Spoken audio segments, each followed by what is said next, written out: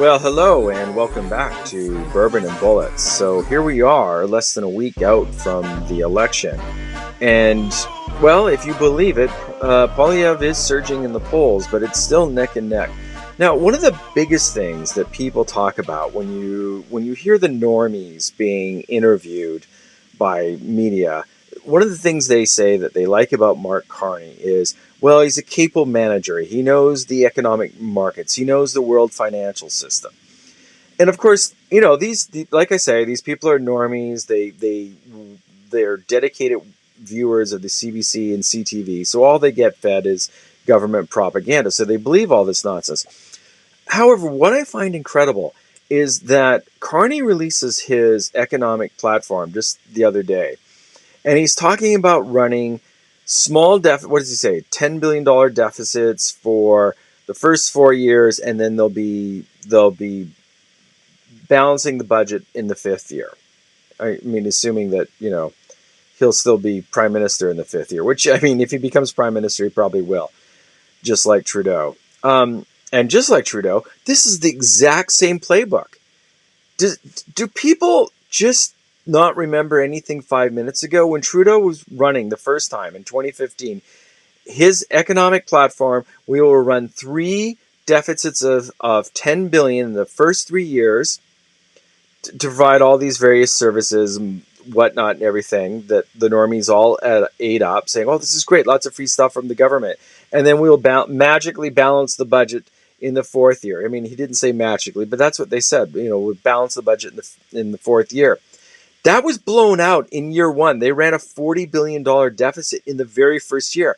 So that whole playbook was just blown out, just forgot. Once he was elected, it was thrown out the window. And Carney is saying the exact same thing. He's talking about $140 billion in more spending. Do these normies not understand that the reason why we have inflation is because Trudeau has printed so much money and inflated the money supply so much?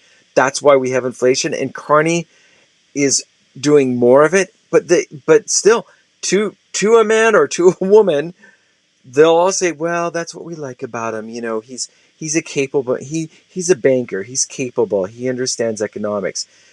Yeah, he understands economics. He wants to destroy the economy. He's a globalist. The globalist playbook is to make your life small and tiny. So you're scrambling for the tidbits. That's what they want. So that you're so desperate when the government says, "Oh, here you go, peasant. Here's your, little bit of money, keep you going. Here's your cricket paste." That's exactly what they want. They don't. He said in his book, capitalism is morally rotten, and we need to restrict the rights of people and impoverish them. He said, okay, now in his book he says impoverish them temporarily until it gets better. But that's always the socialist playbook. Oh yes, we'll have some hard times to start with, but then it's going to be utopia. Of course, utopia never arrives. It is, yes, we will impoverish you, and you will stay impoverished because, as Margaret Thatcher said, the problem with socialism is eventually you run out of other people's money. What will happen is that, yes, the civil servants, everyone in government will be getting their fat government checks. It'll be almost impossible to start a business because it's already difficult with so much government regulation. That's just going to get worse.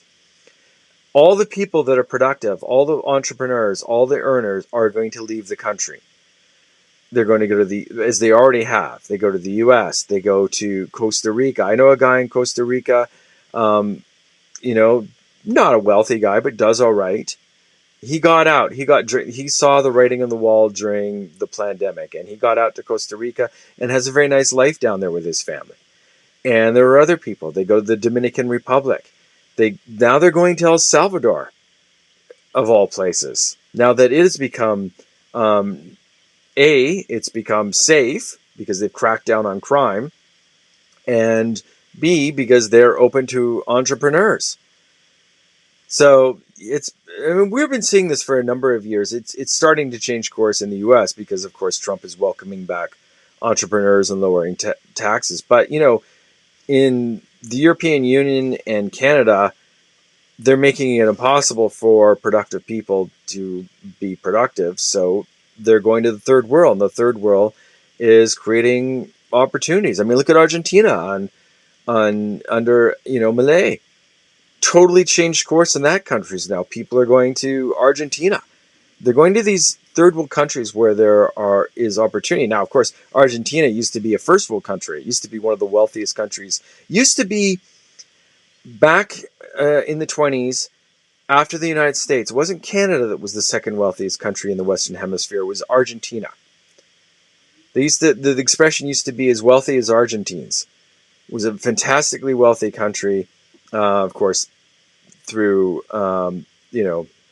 various socialist governments, various heavily controlled centralized government. I mean, people say, "Oh, well, it was under right-wing military dictatorships." Well, define right-wing. I mean, they still had the same policies as the socialist governments that they were trying to forestall. They still had, massive. They still had a lot of taxes, a lot of government regulation, and a massive centralized government with a huge bureaucracy. It was the same thing with just a different title. So anyway, now getting back to the issue at hand, which is here in Canada. Yeah, if Carney's elected, we're going to see a flight of capital, and that's what's really worrying, is because when they do see the flight of capital out of Canada, do they start restricting people? Do they start asking for exit visas to leave the country?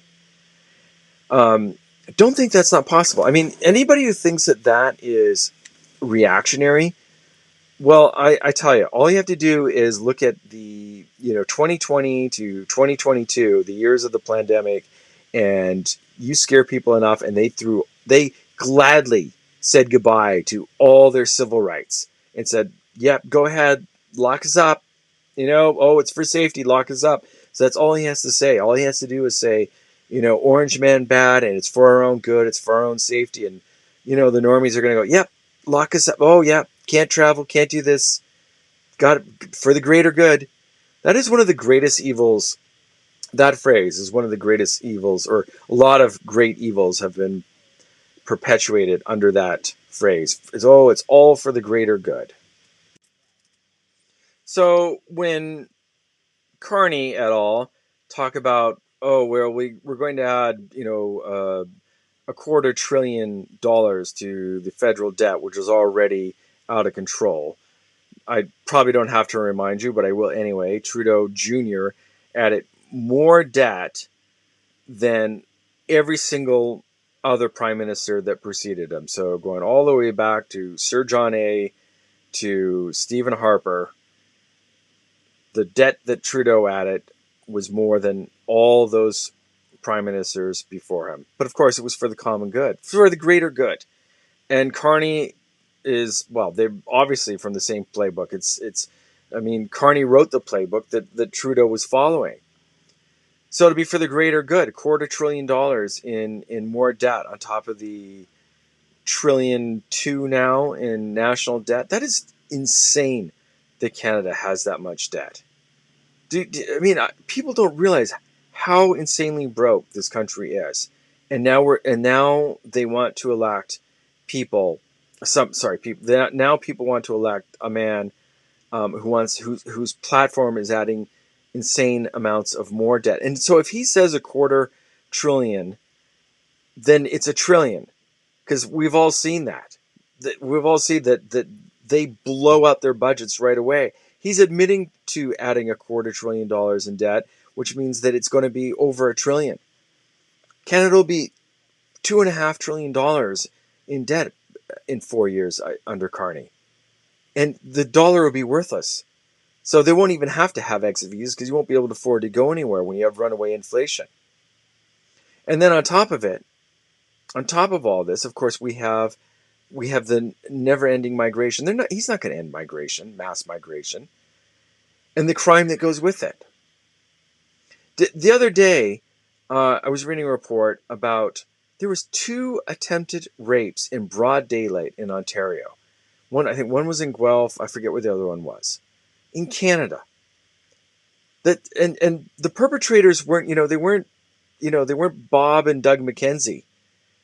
They were, Sikh Mohammed Jaliwad or whatever the frickin' names are. You know, the press report will be, 19-year-old Guelph man. Well, yeah, maybe for the last 3 months he's been in Guelph, but you know, he's from, he's from Delhi, or he's from Lahore, or he's from Kabul, or I mean, you know, even the normies know that that's the truth.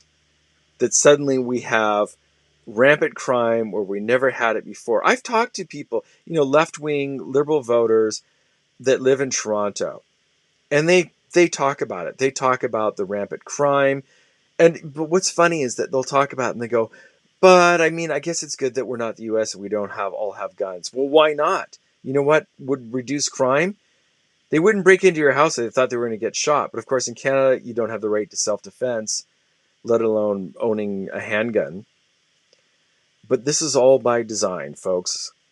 This is what they want. And if Mark Carney gets in, we ain't seen nothing yet.